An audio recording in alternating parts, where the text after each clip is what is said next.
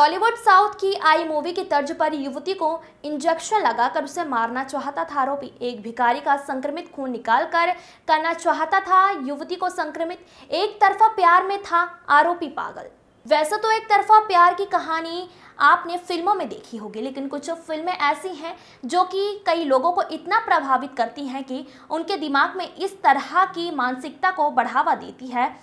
ऐसा ही एक घटना इंदौर के सराफा थाना क्षेत्र में हुई, जहां आरोपी किशोर और संजय द्वारा एक संक्रमित युवक का खून निकालकर अपने न मिलने वाले प्यार को लगाकर उसे इस दुनिया से अलविदा करना चाह रहा था। आरोपी द्वारा एक संक्रमित भिक्षु के खून को निकालकर कुछ दिनों पहले युवती को इंजेक्शन लगाना चाहा, लेकिन युवती इस इंजेक्शन से बच गई। यह पूरी कहानी साउथ की फिल्म आई की तर्ज पर थी।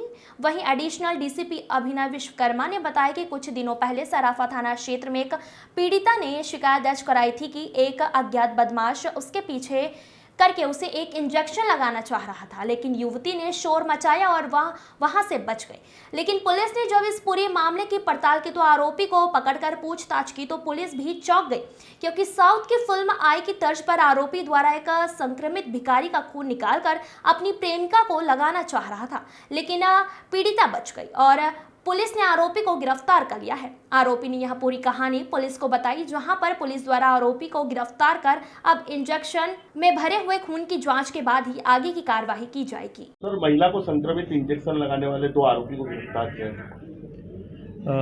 सराफा थाना क्षेत्र में 12 मार्च की तारीख को एक घटना घटित हुई थी, जिसमें एक पीड़िता के द्वारा थाने पर आकर रिपोर्ट किया गया कि वह अपनी स्कूटी से यहाँ पर जा रही थी और अचानक कुछ व्यक्ति उसके स्कूटी के सामने आते हैं, जिसके कारण उसने स्कूटी रोकी है।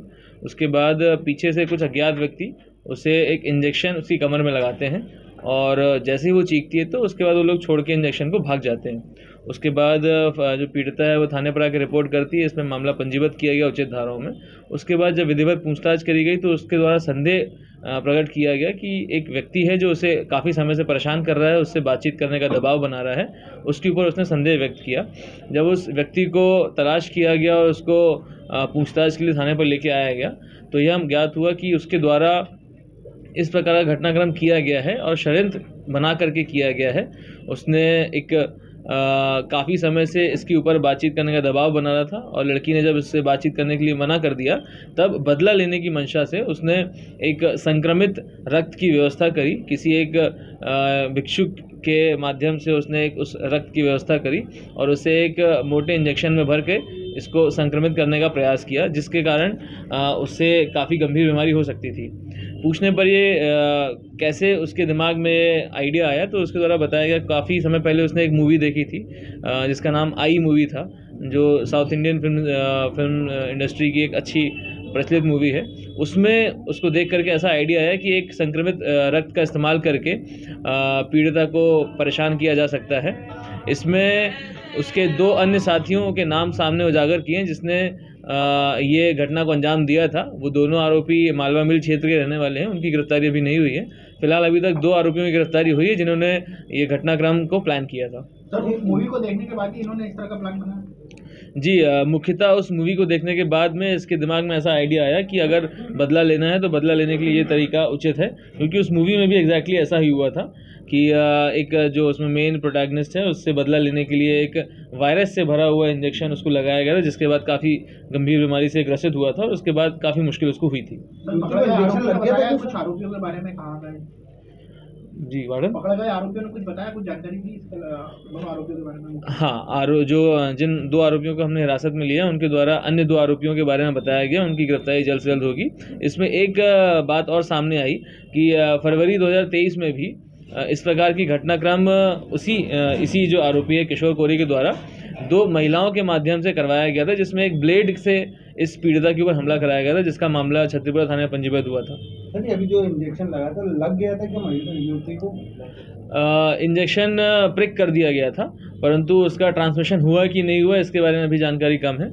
उस इंजेक्शन के अंदर में जो द्रव्य मौजूद था उसकी जांच के लिए हम लोगों ने उसे पैथोलॉजी में भेजा हुआ है। जल्द उसकी जांच रिपोर्ट आएगी। अरे द्रव्य लाए कहाँ से थे सर, सबसे बड़ी बात ये है। पूछताछ में ये बात सामने आई है कि ये संक्रमित रक्त की व्यवस्था इन्होंने एक भिक्षु है जो यहाँ कहीं पर भीख मांगता है, उसके माध्यम से उसके हाथ से निकाली थी। उस भिक्षु को भी हम लोग तलाश कर रहे हैं, जल्द से उसकी भी पूछताछ की जाएगी उससे। क्या भिक्षु संक्रमित थे या ऐसा कुछ बताया है? अभी तक इस बात की तथ्यता सामने नहीं आई है। ब्लड रिपोर्ट आने के बाद में ब्लड संक्रमित था या नहीं था इसके बारे में कुछ कहा जा सकता है। सर, जो आरोपी हैं ये युवती को कब से जानते थे और किस तरह से ये पड़े? चूँकि ये आस पड़ोस के ही रहने वाले हैं, बहुत ज़्यादा दूर नहीं है, तो इस प्रकार से काफ़ी समय से एक दूसरे को जान रहे हैं ये। परंतु बातचीत करने के लिए दबाव बनाने का काम पिछले साल से चालू किया था। इसमें ये बात और बता दूं कि जो आरोपी है, मुख्य आरोपी, वो मल्हारगंज थाने का लिस्टेड गुंडा है और उसके ऊपर कम से कम 11 अपराध पंजीबद्ध हैं। इसके पूर्व में भी कई बार वो शराब अवैध रूप से बेचने के मामले में जेल गया है। सर, एक तरफा प्यार बोल सकते हैं जी, इस प्रकार से घटनाक्रम किया गया उनके साथ।